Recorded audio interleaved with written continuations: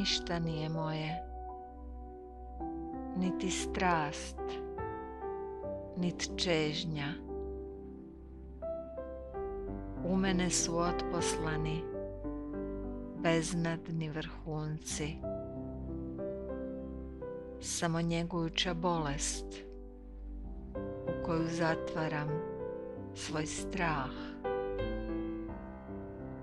mjene u kojima napušta me vjernost, olako i sramno do iskrvarenja.